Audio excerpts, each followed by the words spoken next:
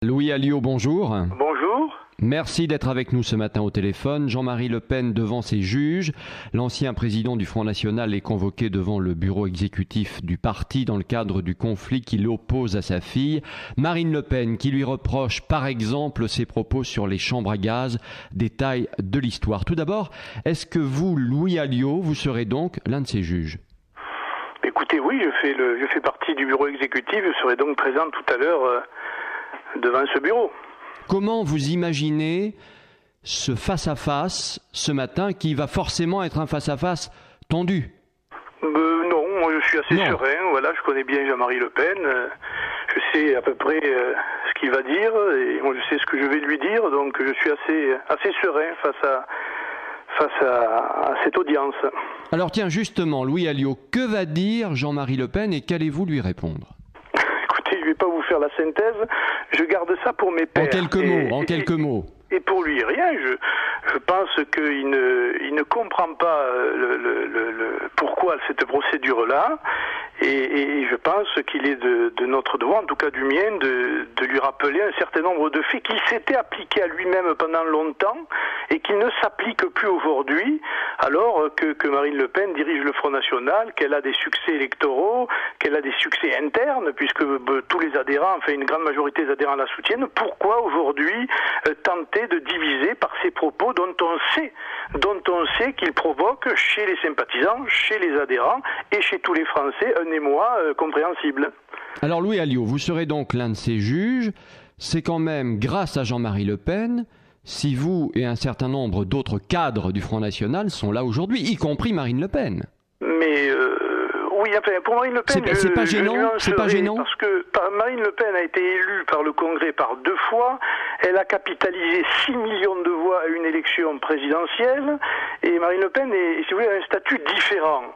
Mais il est vrai, et ça, moi, j'en suis tout à fait conscient, et ça ne me procure aucune tristesse particulière, que nous sommes rentrés pour beaucoup en politique grâce à Jean-Marie Le Pen. Et que des Jean-Marie Le Pen, si vous voulez, on n'en fait pas beaucoup par siècle, alors qu'un certain nombre de personnes, de cadres du Front National, nous sommes très nombreux et finalement assez interchangeables. Donc de ce point de vue-là, moi je ne me fais aucune illusion, mais ça n'empêche pas, il y a la réalité et puis il y a les faits. Et de ce point de vue-là, effectivement, nous aurons à trancher tout cela.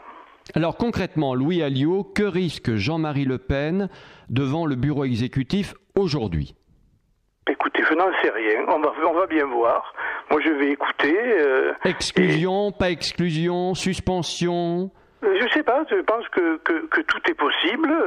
On peut même imaginer l'arrêt des hostilités. Moi je pense qu'aujourd'hui, un certain nombre de personnes ont fait la faute de parler aux médias. Voilà, je le dis, c'est ma conception. Je pense que cette affaire-là aurait dû rester en interne. Et Jean-Marie Le Pen le premier.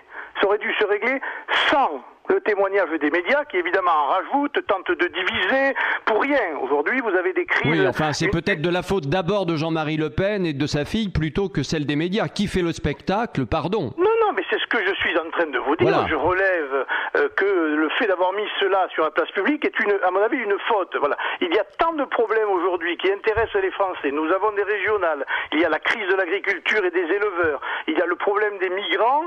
Et certains continuent à vouloir diviser en mettant cette affaire-là sur la place publique, qui est une affaire purement interne et politique, et qui n'a rien à voir avec la politique générale. Mais bon, je ne fais pas de soucis particuliers. Ça se réglera. Voilà, ça se réglera. Dites-moi, Marine Le Pen a décidé de ne pas participer à ce bureau exécutif. Pourquoi? Parce que ses avocats le lui ont conseillé. On sait très bien qu'il y aura un recours de la décision qui sera prise par le bureau exécutif et la jurisprudence européenne en la matière est implacable et ça pouvait justifier une annulation de la décision qui serait prise. Donc, on entend dire que c'est par impartialité. On entend dire que c'est par impartialité. Mais c'est-à-dire que on ne peut pas être dans des affaires comme celle-là juge et partie. Elle a été mise en cause.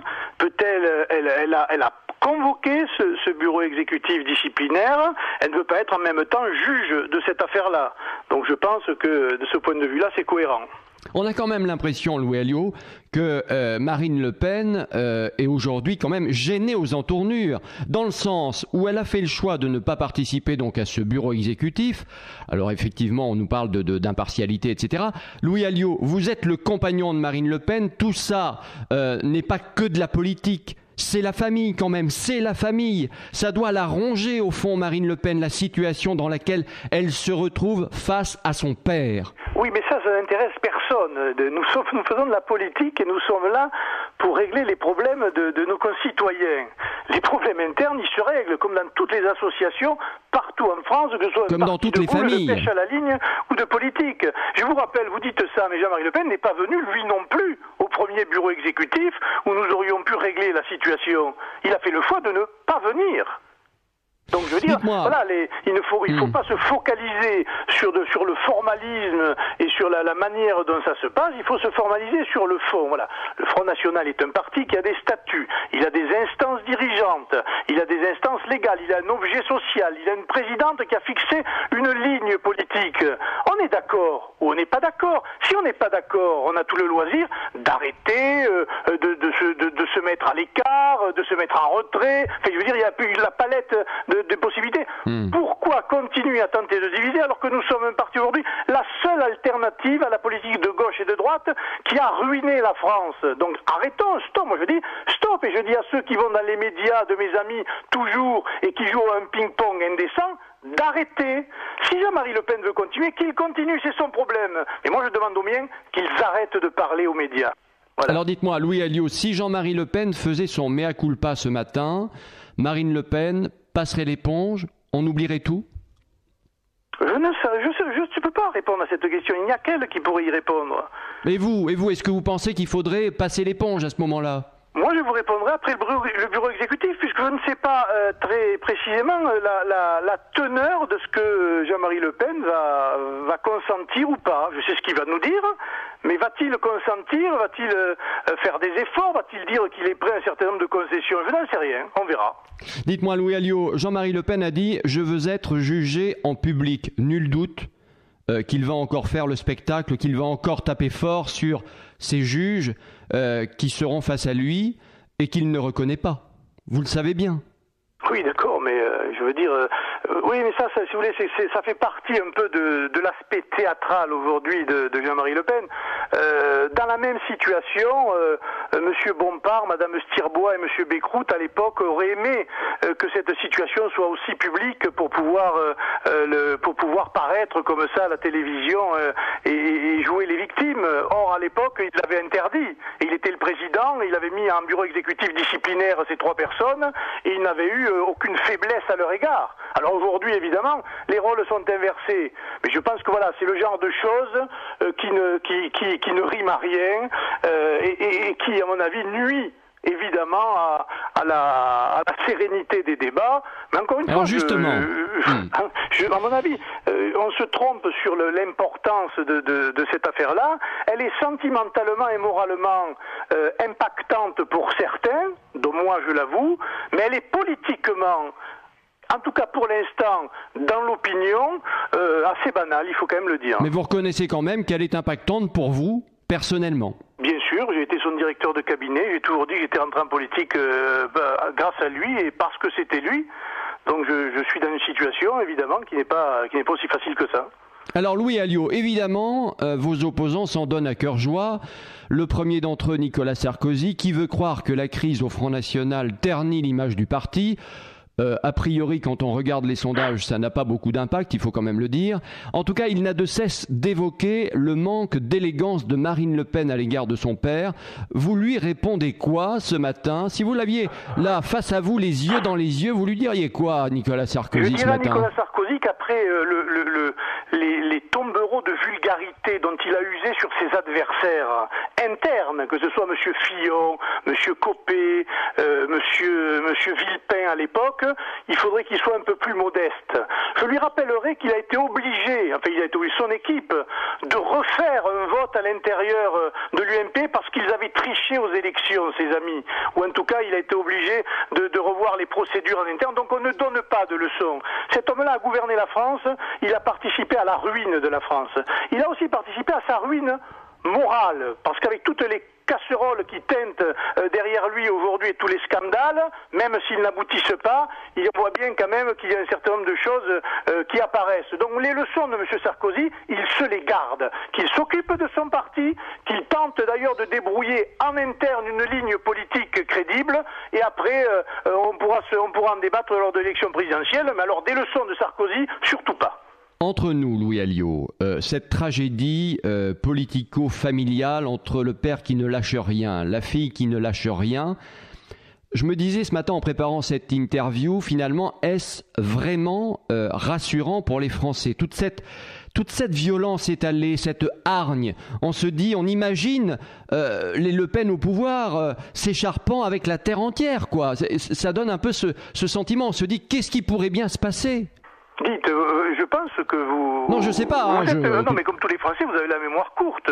Est-ce que vous vous souvenez de la violence des propos qui sont bien plus importants que ceux que nous vivons, nous, au moment du vote des militants, c'est-à-dire de l'expression directe du peuple des adhérents de l'UMP, au moment de la COCO, de la COCO je ne sais quoi, etc. Est-ce que vous en souvenez ? Là, il y avait de la violence dans les propos. Là, il y avait la volonté de nuire. Là, il y avait la volonté de tourner les règles et de trahir l'objet de l'association. Nous ne sommes pas, nous, dans cette affaire-là. Nous, nos instances fonctionnent. Il y a des propos qui sont désobligeants, c'est vrai, des attaques personnelles, moi, que je déplore et que je ne fais pas miennes, mais en aucun cas, ça ne touche au fond de la politique. Et quand vous entendez les dirigeants qui se déterminent par rapport à l'affaire porcine aujourd'hui des éleveurs, à l'affaire des migrants, à l'affaire de la politique internationale, il n'y a aucune violence, il y a des propos d'équilibre. Car je pense que notre politique, elle est une politique d'équilibre et que si on avait écouté le Front National depuis maintenant plus de 20 ans, nous n'en serions pas dans la situation où nous en sommes aujourd'hui, qu'il s'agisse des petits commerçants, des artisans, de la fiscalité ou de l'immigration sauvage en France. Dernière question sur cette affaire. Est-ce que ça peut handicaper, à votre avis, à un moment ou à un autre, le Front National pour les régionales? L'impacté Nord-Pas-de-Calais, Provence-Alpes-Côte d'Azur reste prenable, même si Jean-Marie Le Pen vient jouer les troubles faits, le cas échéant, en PACA, par exemple? Non, mais je pense qu'il ne viendra pas jouer les troubles faits en PACA. Voilà, je vous le dis, quand même, je pense qu'il a d'autres projets que celui-là, que d'embêter Marion Maréchal Le Pen en PACA. Est-ce que son projet maintenant, ça doit être la retraite? Je suis moi-même candidat dans la région Languedoc-Roussillon, Midi-Pyrénées, Languedoc-Roussillon. Je pense que ça n'aura aucun impact. Les Français attendent de nous des solutions à leurs problèmes. Les chicayas internes, qui sont le fait d'ailleurs pour le coup d'une seule personne, je pense qu'elles sont accessoires et qu'elles n'ont pas d'impact. Est-ce que le projet de Jean-Marie Le Pen maintenant, pour vous, ça doit être la retraite? Voilà, point barre. Je pense que Jean-Marie Le Pen peut mesurer les rapports de force internes, voir que l'immense majorité des adhérents sont derrière Marine Le Pen, prendre du champ, pas la retraite, du champ, se mettre en retrait, et puis je pense que les choses pourraient aller mieux. Louis Alliot, on parlait des migrants. Le ministre de l'Intérieur Bernard Cazeneuve rencontre aujourd'hui son homologue britannique pour évoquer un plan sur le problème des migrants à Calais. Que faut-il attendre à votre avis de cette rencontre ? Écoutez, ils sont dans une impasse. L'Europe qu'ils ont créée est une Europe passoire et les problèmes qui se posent à la frontière de l'Italie sont aujourd'hui à la frontière française et sur le territoire français parce que précisément l'Angleterre, elle, a des frontières, ferme ses frontières et ne veut pas d'immigration supplémentaire. C'est un problème global, c'est un problème européen, c'est un problème de fonctionnement de l'Europe. Que vont-ils faire ? Ils vont accepter que des policiers anglais viennent sur le territoire français pour aider la police française qui n'en peut plus, mais tout ça ce sont des mesures transitoires, ce ne sont pas des mesures structurelles qui permettraient de juguler l'immigration, et je pense que pour la France, son premier devoir c'est de contrôler ses frontières pour empêcher que cela ne se passe. Tant que nous n'aurons pas fait cela, nous aurons des problèmes avec une immigration sauvage de masse qui est due à l'instabilité des régions du Sud aujourd'hui, que nous avons d'ailleurs provoqué. Merci Monsieur Sarkozy. Et pour on a fait tomber Louis Alliot. Ne fonctionne pas puisque regardez la crise des éleveurs. L'Europe était censée créer un grand marché pour être compétitif par rapport au monde, c'est-à-dire aux États-Unis, aux grands pays internationaux. Et là, on se fait concurrence entre nous. Aujourd'hui, la concurrence, elle est entre pays européens. C'est-à-dire, c'est la négation même de ce qu'aurait dû être l'Europe. Il faut remettre l'Europe en chantier et bâtir une Europe des nations telle que l'avait voulu à l'époque le général de Gaulle. Allez, dernière chose, parce qu'il nous reste que quelques secondes. Vous dites qu'il faut, en gros, remettre des frontières. Est-ce qu'il faut, on a fait tomber le mur de Berlin, c'était symbolique. Est-ce qu'il faut aujourd'hui faire comme le fait la Hongrie, remettre des murs de barbelés partout ? Non, moi je ne suis pas pour les barbelés, je suis pour le contrôle. Vous laissez passer ce qui est bon et vous refoulez ce qui ne l'est pas. C'est autre chose, mais au moins contrôler et qu'on ne se retrouve pas dans une situation qui est assez ubuesque où un certain nombre de migrants passent tranquillement à la frontière italo-française pour se rendre à Calais pensant aller en Angleterre et se retrouvant évidemment bloqués par les Anglais et